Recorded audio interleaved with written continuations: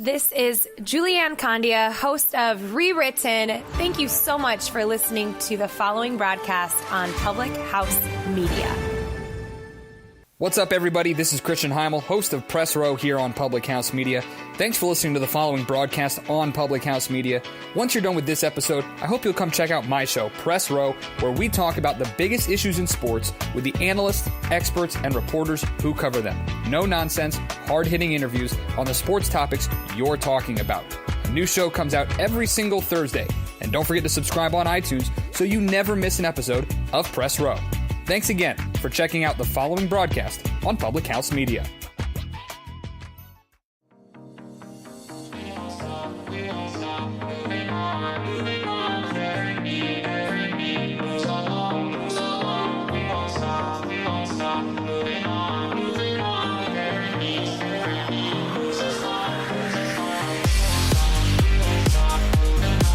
Welcome to the next edition of Let Me Be Forward. I'm your host, Baxter Colburn. Woo-wee! It is the first week of official USL League One game week excitement. We are done with preseason. Forward Madison with a 4-1 resounding victory over Marquette University thanks to a hat trick from Paulo Jr. Are you not entertained by Mr. Paulo Jr.? I know I certainly am. But it is game week, ladies and gentlemen. We are just a couple of days away from hitting the road to Chattanooga when we take on the Red Wolves this coming Saturday, April 6th. Welcome inside the show. We've got a great one in store for you. Joining the episode this week, we've got three fantastic guests. Let me tell you who we've got this week. If you haven't seen on social media already, I'll go ahead and tell you right now. We've got the head coach, the Gaffer himself, Mr. Daryl Shore is joining the program. The defender known as Turbo, Connor Tobin, is on the show this week. And making his first appearance on the show, which I hope will not be the last, the man, the myth, the legend, the English Flamingo is here this week. Yes, he is. Three amazing guests. And we want to jump right into it with you because boy, oh boy, do we've got a lot to talk about this week. But first, some news and notes from around the world of soccer.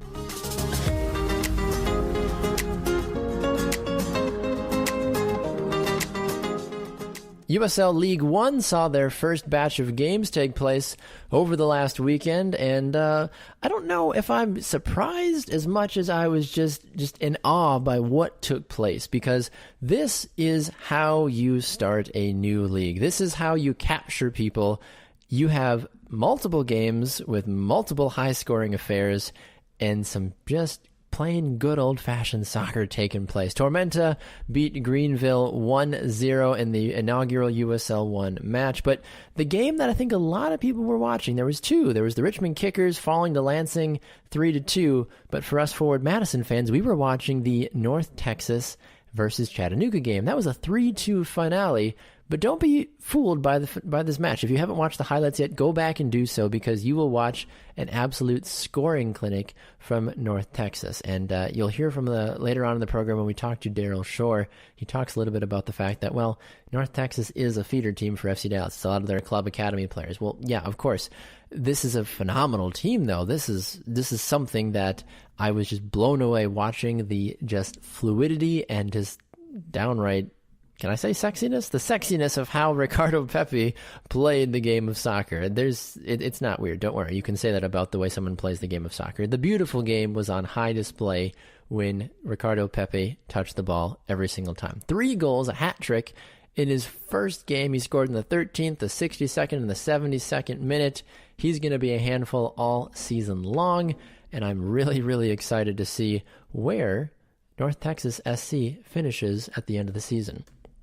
Outside of that, the other big thing I want to touch on is also USL related. It has to do with the power rankings that came out this week. Congratulations, Forward Madison FC. We are ranked 5th, and we haven't even played a game yet. Neither has Toronto FC. That's why you see Chattanooga, Richmond, Greenville, and Orlando all below us. But regardless of that, hey, you're one game out of the playoffs already, and you haven't even started a match yet. So that's kind of exciting. But at the same time, the power rankings are out. FC Tucson at number 1, Lansing Ignite at number 2, North Texas SC at 3. I think that's a bit of a miss on my part personally. And then South Georgia Tormenta FC at 4. You've got Chattanooga at 7, Richmond at 8, Greenville at 9, and Orlando City, who looked downright dreadful, at number 10. These power rankings are going to look very different next week when we are in full-fledged history-making mode when Forward Madison FC and even Toronto FC too step on the pitch for the very first time. All right, that's enough out of me. Let's get to the interviews. We've got 3 big ones for you slated this week. Like I mentioned, very first and foremost, it's our own Madeline Kumm as she dives into her interview with the defender known as Turbo, Connor Tobin.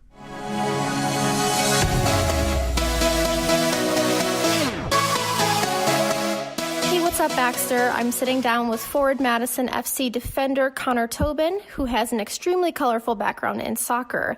He's from Fort Collins, Colorado, and played at the collegiate level at the University of Vermont. He's racked up over 20 different awards in college, and he is not slowing down anytime soon. Connor, thanks for being here. First, tell me about playing soccer growing up. What really drew you to the sport? First, thanks for having me on. The way you talk about me, I think you use a lot of euphemisms to make me not sound old, so appreciate that. About being drawn to the sport, I like the community aspect of it. It's really a game that no matter where you come from in the world, you can feel it, and even if you don't play, as a supporter, you can get connected to it. And it's really, I think, something special as far as sports go. Great. And like I said in the intro, you started acquiring many accolades at such a young age, even in your collegiate career. Which one of those meant the most to you? Oh, man. I'd be hard-pressed to pick an individual award. I think the ones that mean the most is when a team wins. That's always what you're in it for. It's always, of course, feels good to get recognized individually, but I don't really focus on much of that, to be honest with you. Cool mindset. After your collegiate career, you went on to play in Norway for a year. And I would really like you to tell me about the culture shock, especially going from here to there, and what you took from that team to bring back here to Forward Madison. Yeah, Norway was awesome. It was definitely a big transition for me. I went from playing college into a professional setting, so that's a transition in and of itself. But then to do that in a foreign country as a transition, and then where I was fairly remote. Wintertime, I actually lived in the largest ski town in Norway, but come summer, everyone leaves, and the only thing really to do for fun is to go moose hunting, because there's only one bar, one restaurant. So pretty limited on that end. But I think, a big piece is you kind of transition to that professional environment. And when you're doing it over there, you're a lot more under the microscope, and you start to learn how to deal with pressures. And I think any guy that goes abroad feels that, and any American that's done that and comes back, that's something that you try to pass on to other players. Right, and now we're here with Forward Madison for for the team's inaugural season. What can fans expect to see from you? To be honest with you, if I'm doing my job, hopefully not a lot. I see a big part of my role is, as the team is moving forward, it's my job to identify potential problems and to solve those problems through communication and my own positioning so those problems never recur. I've always thought that the best defenders are ones that you never notice. But besides that, hopefully a couple good challenges here and there, and it'd be nice to chip in a goal or two. I don't score many, so those are always special. Speaking of fans, you've already been dubbed a fan favorite on social media. For not only how you play on the field, but how you act off the field. How important is that to you? Yeah, I think it goes back, to why I enjoy playing. It's all about the community aspect of it, and to be honest with you, that's something I wouldn't still be playing if I didn't feel that. And, every club I've been at, that's something that it really means a lot to me. In some cases, probably even more than the playing part. And as far as coming to Madison, it was something that when the opportunity presented itself and you've seen what the ownership's trying to do, you've seen what Peter's done, Kuba's done, and it's something where it was very quickly I wanted to be a part of it because it has the potential to be something really special, and I would like to play a part in hoping, Madison develop its own unique thing, which would be awesome. And you've said your expectation is to win a championship. What do you think that will take from your team? Yeah, it takes sacrifice. Winning a championship's not easy, and it's something that up until this point has eluded me professionally. I came close. I lost some penalties in the final, which was pretty heartbreaking. With any course of the season, when you have 25, 30 guys, there's going to be frustrations that happen. There's going to be egos that clash, and it's about guys putting that side of it aside of themselves and saying, you know what, I put the group first, and that's how I prepare for training, how my mentality when I show up. There's got to be another level of what it's about. It can't just be about yourself. Right, and you played pro soccer since 2009 with a lot of experience in USL. What experience do you bring that you hope to share with younger players? Yeah, I mean, there's a lot of different ways you can go on this question. I see more of what I think is more beneficial than maybe the on-the-field stuff is more away from the field and, the mentality aspect. How do you carry yourself? How do you deal with certain pressures? It's something that I haven't always been great at in my career, and if I was really going to analyze myself as a leader, it's probably been times in my career I've fallen short on that, and I've really tried to move towards a mentality of how do I empower others? And that's not just on the soccer field, that's in their lives. How do you help someone else become a better person? And obviously that takes connecting with the guys on a different level, but hopefully helping them work through some of the things that they're going through both on and off the field. All right, and to wrap up, final question, what are you most excited for this soccer season? This soccer season? Oh, man, I think it's very reminiscent, even after this last preseason game, is just be in front of our supporters section celebrating a win. Hopefully, we kind of co-author, both the team and the fans, kind of some cool traditions. And, those moments, hopefully we have some spontaneous things that happen that just become folklore and something that's really cool and special. Cool. Thank you so much for being here. Baxter, back to you.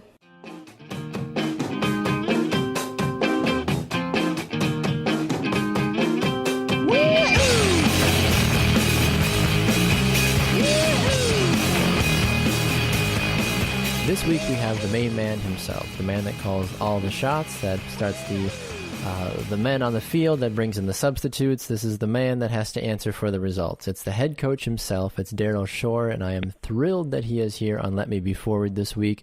A very good day to you, Coach. Welcome to the program.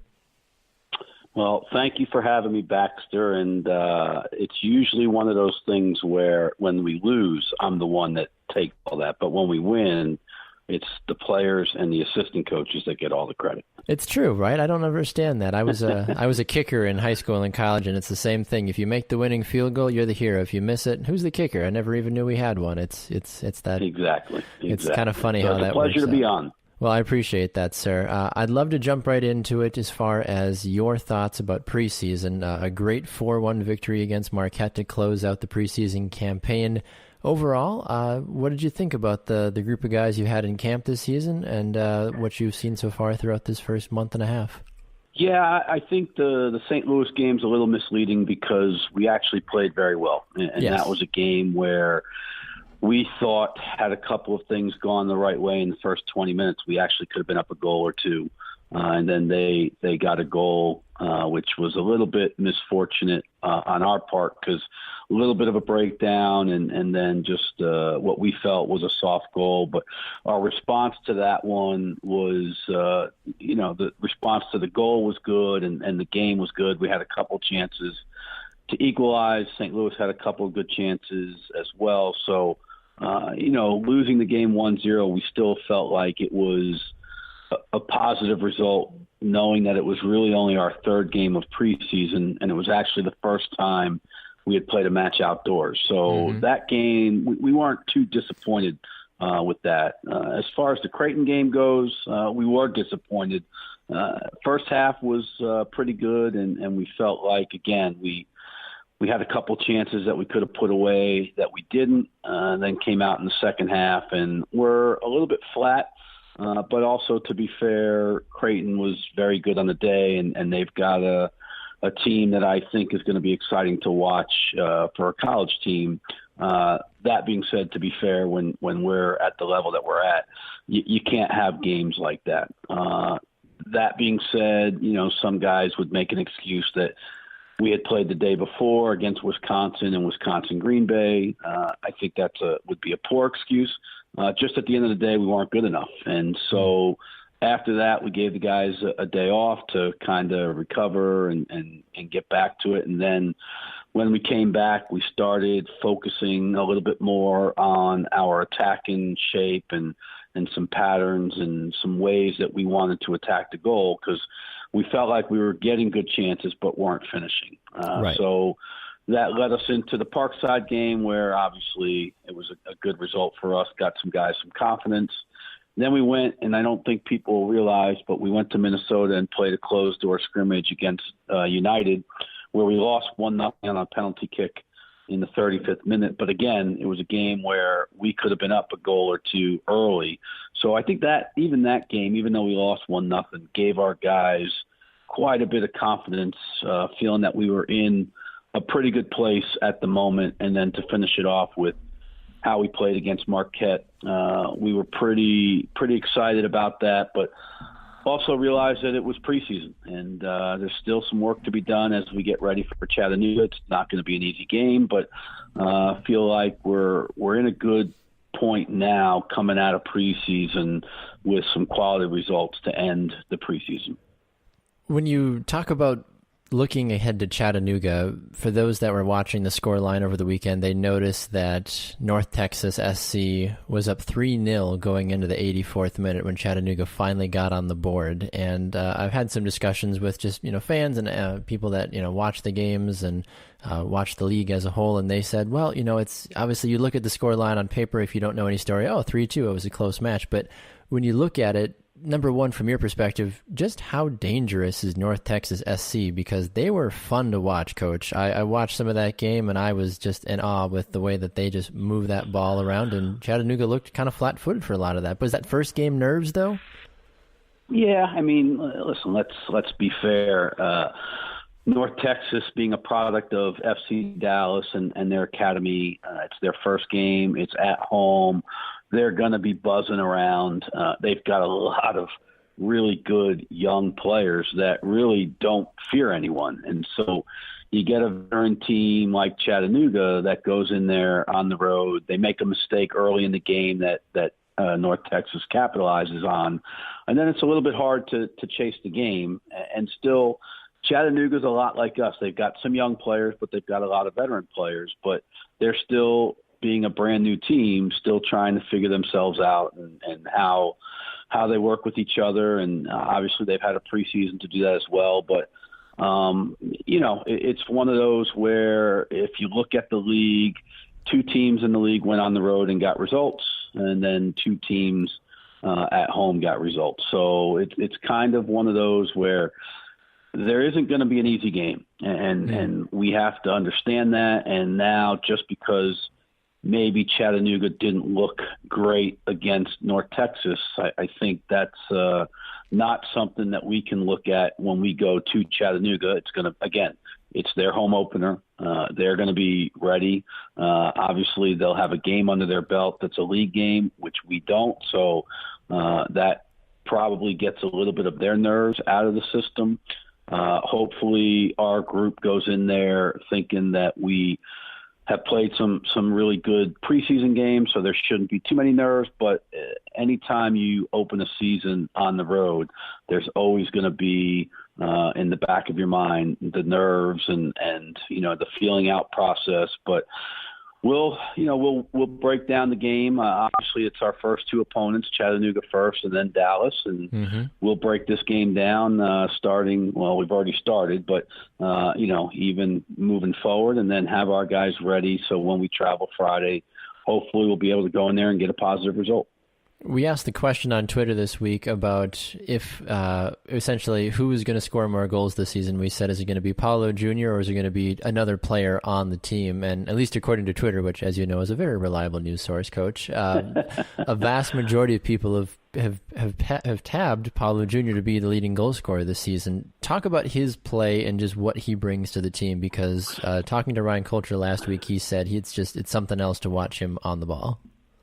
Yeah, it's if you had asked that question 2 weeks ago, you wouldn't have picked Paulo Jr. because he's had a lot of chances to score and hasn't scored. So now he comes in, and in the last couple of games, even against Minnesota, he could have scored a goal or two and missed his chances. So he was a little bit down on himself, and we started the week before Marquette even more, spending some time after training, working on some finishing sessions. And after the first day, Paulo actually started really hitting his stride with some of his finishing. So you kind of got a little bit of a premonition that the Marquette game was probably going to be a game where he was going to have a good day. And so I've known Paolo since 2010 when I got down to Miami FC / Fort Lauderdale Strikers. That's where I first had him.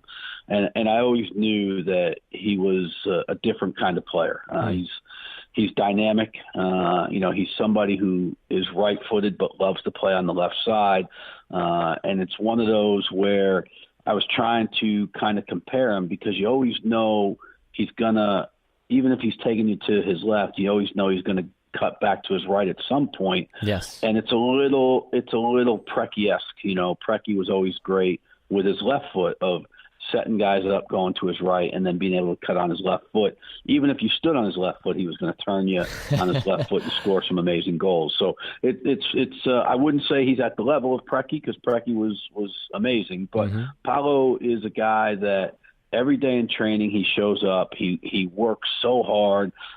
He's harder on himself than most would be, but he's a perfectionist in training and in games. So when he doesn't have a good game, or if he doesn't score goals, he's pretty hard on himself. So it's good for our guys and some of our younger guys that we have that play in those positions to be able to play with a player like this. But at the same time, Paolo is a big part of our team. And when we started building this team, Paolo and Don were two of the first guys that we went after, knowing that the way we want to play and the way we wanted to build our team, those two guys are going to be really important guys on the flanks for us. I know it's a very open-ended question. I'm sure you've been asked this 100 times already, but I have to ask, from your perspective, being a part of what's going on in Madison right now, give me just your thoughts. I mean, your first game is coming up here very shortly, but what kind of emotion, having the opportunity to work with Peter Wilt, obviously, and just what this club has already embodied and what you've seen off the field from the fans and the support is just incredible. But from your perspective, looking in on all of this, how excited are you for what you're about to really embark on? Yeah, I mean, Baxter, it's from day one when I met with Peter, and then I met with Connor and Vern, and then our ownership group, what Big Top has done. Obviously, I've heard everything that they've done with the Mallards and how Madison perceives going to those games. And so now when I saw their vision of what they wanted to do on the soccer side of things, I knew early on that this was something that we felt we wanted to be a part of. And knowing Peter like I do, and all of the clubs that he's been involved with, the fan engagement and how he interacts with not just the fans, but just the whole community, and how he thrives in building an atmosphere with the community. It's just something that you always want to be a part of. So then you go fast forward and you have the branding of the name and the message behind how they got the name and how the Flamingo came into it, and the perception of everybody from there, kind of at first thinking it was a joke, but then you see everybody getting once you told them the history of Forward Madison and why the Pink Flamingo, now everybody's like, oh, this actually makes a lot of sense. Yeah. So you see that, and then you see Hummel come on board, and with they allowed our graphic design person Cassidy actually design our uniform, and so now the job that she did with the help from, again, the ownership group and their vision, to now see our jersey and everything, our logo, come full circle now on a uniform. It's just something that it's amazing. And I've been a part of a lot of teams, and I've got to say that the response of our community has just been amazing.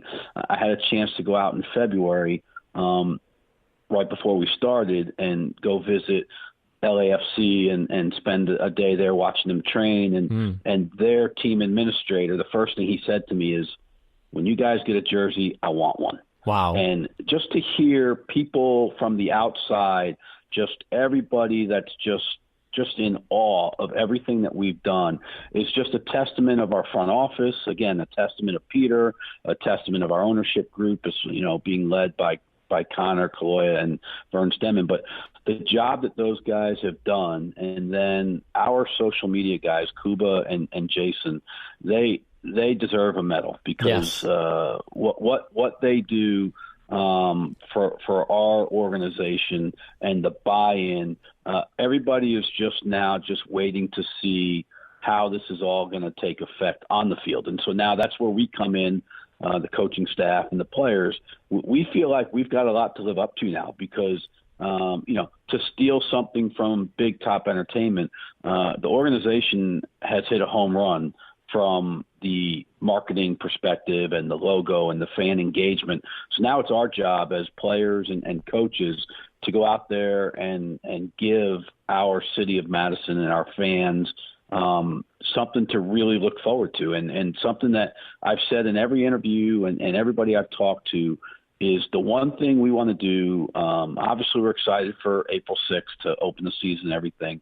But the one thing we want to do is April 27th is when we step on the field, when our fans leave every game, whether we win, whether we lose, whether we tie, the one thing we want our fans to do is, as they're leaving, is, one, say, that was awesome, and two, say, when's the next game, because we're coming back. And that's what we as a staff and we as players have to be striving for, because our fans and the city of Madison have really gotten behind us, and now we owe it to them to produce on the field. And I think the great man himself, Peter Wilt, said it very well a couple of weeks ago when I asked him that similar question. He said it's not so much pressure. He said it's motivation as far as what the off-the-field product has been already. And he said this is great motivation for this club on the field to really, like you said, come full circle and show the fans, hey, yeah, we do nice stuff off the field, but on the field, we want to give back to you because you've already given us so much love, and we want to go out and essentially win that championship is the main goal at the end of all of this. That's the goal, and we all understand it's not going to be easy, but at the same time, we feel like we put a good group of guys together that all have a common goal in mind, and that is to be playing on October 19th at home and hopefully lifting a trophy. Coach, let's have some fun this season. I appreciate the time today, sir. All right, Baxter, thanks for having me. Welcome to my house, baby, take control now. Making his first appearance on the show, which I hope will not be the last, the man, the myth, the legend, the English Flamingo is here this week. Yes, he is. Tell me about how we got to the name the English Flamingo. How did you come up with that when you were deciding your fandom for Forward Madison? It was just inspiration from the club badge, really. And flamingos aren't really used over here. So it's kind of like a standout identity in a way. Plus, I like the colour pink, so that was a win. But yeah, one day I was just writing down different names, and the English Flamingo really stood out.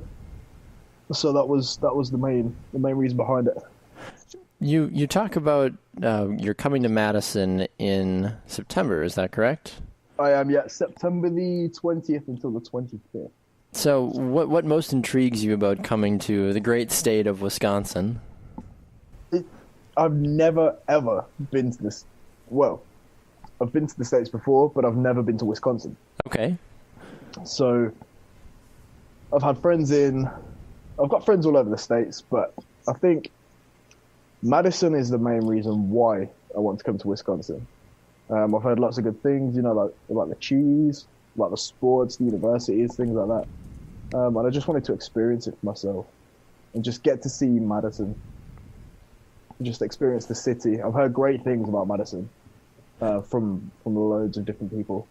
And they've said nothing but positive things. So it's going to be good for me to actually to get out there and meet all the people that have been so welcoming to me on Twitter. Absolutely. And it's amazing, too, that you can just establish such a fan base virtually, on Twitter. And that's, I was talking to somebody recently, and we were just talking about a mutual connection that we had. And they said, how do you know this person? And I said, I met him on soccer Twitter. And they kind of laughed at me. I'm like, no, it's a thing. I'm like, you make so many different friends and enemies on Twitter, especially the soccer world, because, you meet like-minded people or supporters for what you're trying to do. It can really stem a really long-term relationship with people, and you may never even meet them, but you feel like you've known them forever because, you've been tweeting at each other for years. Yeah, definitely. I mean, the one thing that's really kind of taken me is how welcoming everyone's been. Like, I wasn't expecting the English Flamingo thing to blow up anywhere near as much as it has. Mm-hmm. And everyone has been so kind to me. And, I mean, obviously, to repay the people that have been so welcoming to me, I obviously give away one of the flock memberships, and that was one recently, and I've got another one going on my Twitter page as well, and that's to win a jersey of their choice, a Madison jersey of their choice, and it's just to kind of say thank you for the welcome that I've got, because I honestly I didn't expect it at all. I just thought it was going to be one of those things that would just kind of almost fall flat. Because a lot of the other soccer communities that I've been part of, they've been around for a short time, but they've never really kept consistent. Whereas this feels like Madison is almost like a brotherhood online. And I think that's the spirit of the city and the people as well that are kind of helping this account grow. And I'm really, really looking forward to meeting everyone that I've spoken to. Tell me about your origin story with coming to become a fan of Forward Madison, because if there's one thing that this club has done well, it's build an international presence, and you've mentioned you can see that just by this international brotherhood that's online with these social media accounts literally all over the world supporting Forward Madison, obviously yourself included, but how did you come to, number one, find out about the team, and what made you decide that's my new favorite team, essentially? So it started a while back when, I'd basically fallen out of love with football or soccer. You can call it proper football if you want to. There's enough football-minded people that listen. And so over here, the fans have really, really been priced out of the game. And I started to get interested in the MLS because obviously New York City FC, they're owned by Manchester City. So they were in the news quite a lot. So I started to kind of branch off and read about the MLS and its quirky rules and things like that. And, with the no promotion or relegation. And then one day I was in Starbucks, I was having a coffee with a friend. And he said, there's this city in Wisconsin called Madison, and they're creating a new team. And I was like, right, that sounds cool, because at this point, this was when news was really just starting to generate about the USL reforming to become the USL Championship, League One, and League Two. So I started to do a little bit of research into that, and I started to like the idea of having this system that kind of replicated England, but without the promotion or relegation. And started to research Madison a little bit more, and then it was at that time that I came across Peter Wilt as well, and heard about all of his. What was it that he said? He's a serial starter-upper. Yeah, he's a serial soccer team starter. Basically, he wouldn't know what to do if he couldn't start a soccer team at least every other year. And I was reading interviews with him and some of the local media that was captured around the time when the name and the logo came out. And at that point, I just thought this is something the Forward Madison, the name itself really kind of caught my eye. And then when I saw the blue and the pink, they're bold colors that you wouldn't usually see together. Correct. Like, you get the odd team that will play in a pink away jersey, but you'd never see pink and blue on the same jersey together. So the colors, and then I started to read a bit more into the city and things like that. And I think soccer is really going to take off in Madison. And I've read a lot about the home opener ticket sales as well. and they seem to be absolutely flying. So it seems like Madison really are behind this team.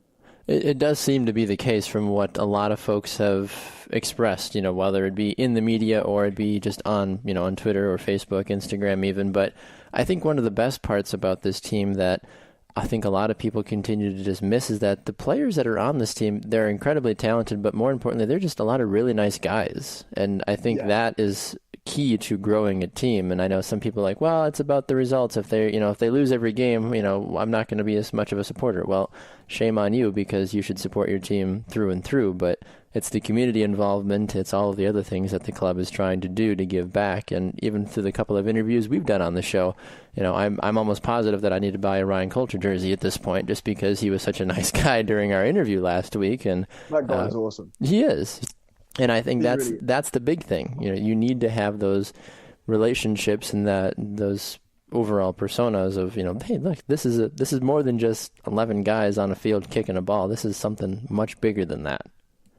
Definitely. And I think the roster that's been built as well for the team, it really stands out because there is such a mix of experience and like young players coming through. Right. Like Brian Sylvester, he's got outstanding experience. So for him to jump into League One, and it depends whether he'll be the starting keeper or not, but he has that experience that will help bring players through. The same as Don Smart as well. I heard his interview on the first podcast. I'm sure he will be key this year. I'm tipping JC Banks to have a big year this year. Paulo Jr. and JC Banks, they're both going to be. I mean, I see Paulo got a hat trick at the weekend, which was good to see. And JC Banks, I think he'll end up being top scorer this year. Interesting, because I was going to ask you, because I'm sure you maybe have either seen by now or in general what our poll question for Let Me Be Forward was this week about, who was going to have more goals this season. And we asked a broad question. We said, is it going to be Paulo Jr. or is it going to be somebody else on the team, just running off the back of his hat trick, obviously, on the weekend, as you mentioned. But it's been interesting with the results thus far, but you can't deny the fact that, obviously, the cool, calm collectedness of Paulo Jr. is unrivaled by so many. But J.C. Banks, a little bit more physical, a little bit bigger player, very capable of getting some of those extra effort goals that, the flair of Paulo Jr. might not be able to get. That's the thing. This year, our front line could be deadly.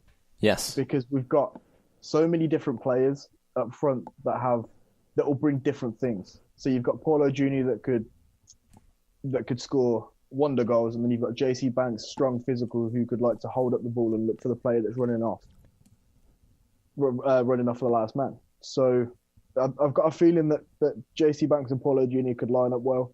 I'm really excited for this season. Like really, really excited for this season. I can't wait to watch the opening game against Chattanooga on Saturday.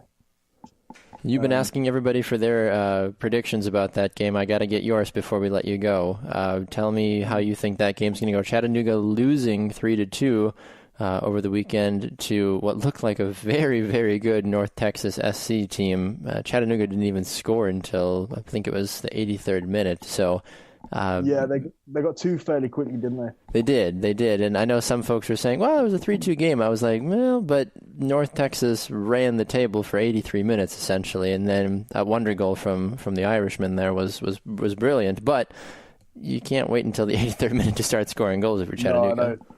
No, I know. I mean, it was North Texas, they're going to be the ones to watch this year, definitely. I mean, they're the feeder team of FC Dallas, right? Yes. Yeah, so they're going to have a lot of the younger players coming through that are going to be looking to make that MLS roster. And it was obvious watching that game. Yeah, exactly. So you're gonna see a massive difference. But for me, in terms of the Chattanooga game, I think it's going to be 4-1 Madison.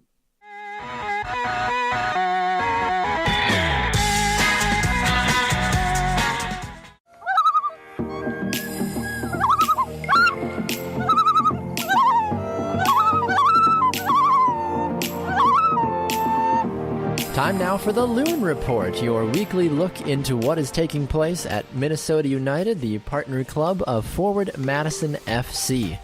Well, the Loons this past week lost their next game to New England Revolution by a score of 2-1. And it's a mixed review for me on this one, honestly. I personally am a New England Revolution fan, and I feel like I cursed the Loons this last week, unfortunately, by saying, it should be an easy win against New England, and it turned out that the Revs got 2 very nicely placed goals and were able to hold off a late surge from Minnesota United.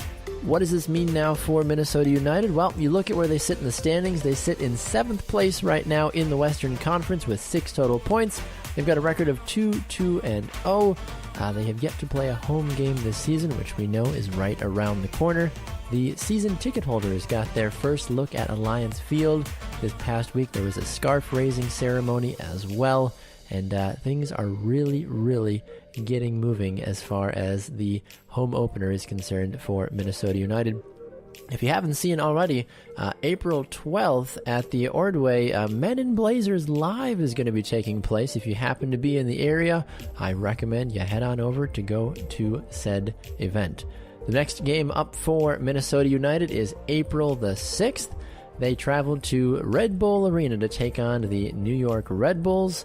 The Red Bulls sitting in the Eastern Conference standings in 8th place with a record of 1-2-1, as they are they're 1-1 at home this season. That doesn't necessarily mean that they are going to be the best team, but they once again are a very talented team that could bring a possible another loss to Minnesota United. But Quintero in this game this last weekend against the Revs, very, very good. He got that penalty kick. The Red Bulls coming off a 1-0 loss to the Chicago Fire back on March the 30th. That's your Loon Report for this week. Tune in next week for another updated insight on what's taking place with Forward Madison partner club, Minnesota United.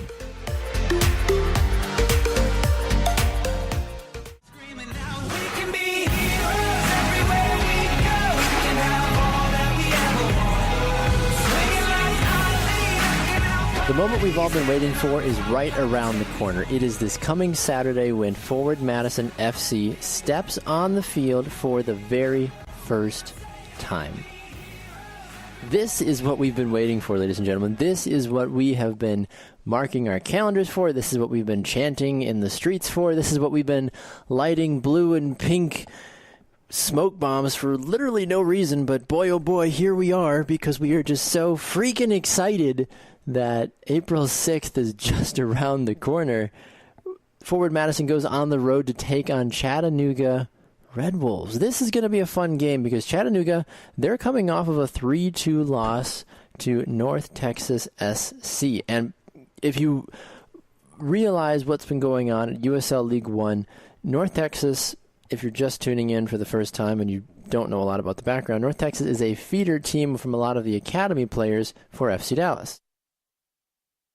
What that means specifically is that they've got a lot of really good players. So you look at the scoreline last week and you say, wow, Chattanooga, they only lost by 1 goal to North Texas SC, 3-2. I mean, that Chattanooga must be a pretty good team, obviously, right? They kept pace with what was a really good club, feeder team, and they've got to be a solid opponent. So yeah, number one, Chattanooga, yes, they are a very good team across the board.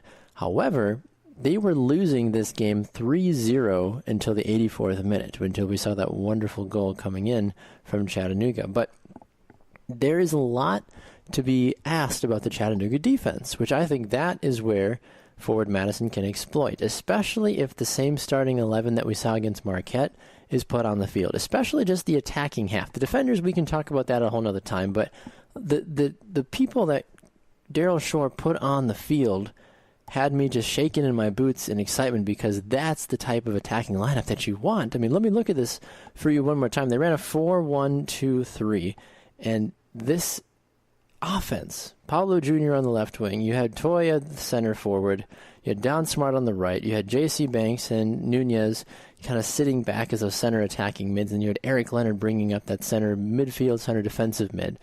Those are 6 players that are going to give you a whole host of goals all season long. And I think in order for this team to be successful all season long, that's probably going to be the same 6 that you're going to see. Brian Bemet's going to be a tremendous player to come off the bench.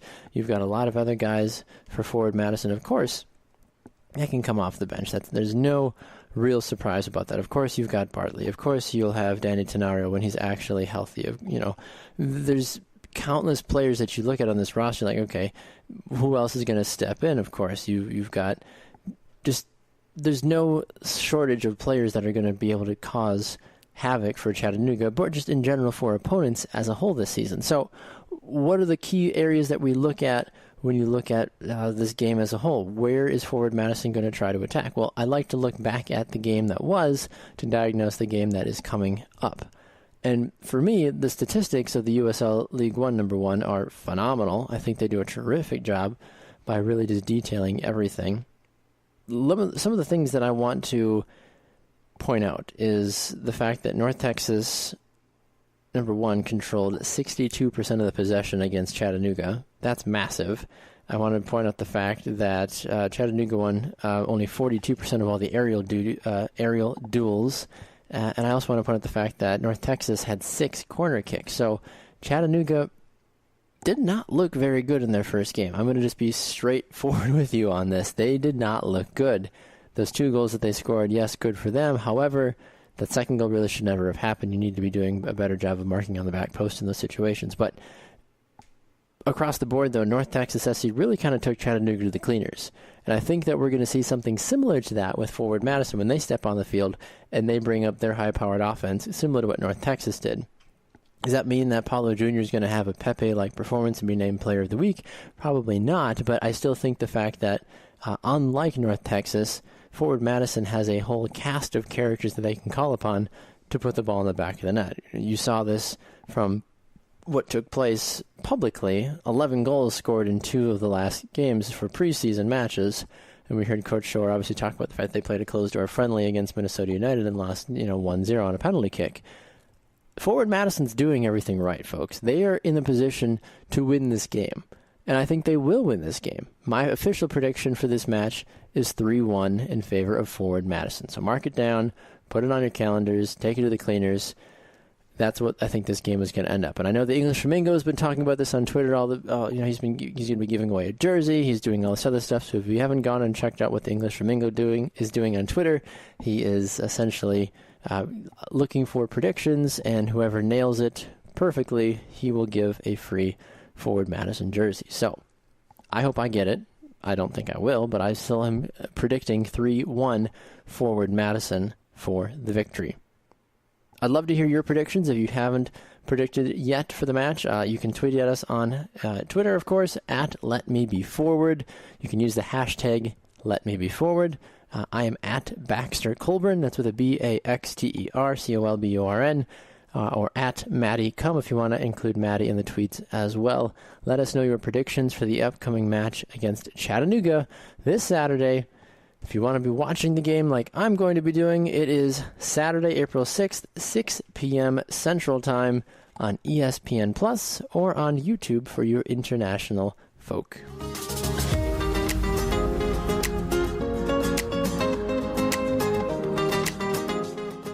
As we wrap up the show, always we reference our poll question for the week, which we asked on Twitter. You can find Let Me Be Forward on Twitter by just searching for @LetMeBeForward. Pretty simple. We always post a poll question, usually Sunday or Monday, so you make sure to always tune in for that. I asked the question this week on Twitter, and I'm fascinated by the response because even Coach Shore weighed in on this poll question, but I'm going to ask it again if you haven't checked it out yet. The voting is done. Number one, 133 people voted, so thank you. That's amazing. That's the best we've ever had on a poll question. Let's keep that growing every week. We asked the question, we said, who will score more goals by the end of the season? We said, will it be Paulo Jr. or someone else on Forward Madison FC? 71% of you said Paulo Jr. And 2 things. Number one, I think a little bit of what you're voting on is based on the fact that he just hat-tricked against Marquette. And once again, Coach Shore does a much better job of breaking this down. But number 2, it's just because we haven't seen a lot of different activities coming out of some of the other forwards. Coach Shore and others, you've even heard the English Flamingo say, hey, I think J.C. Banks is going to have a tremendous season. I agree also. I don't think Paulo Jr. is going to be the man that leads the team in scoring. Will he be the top 3? 100%.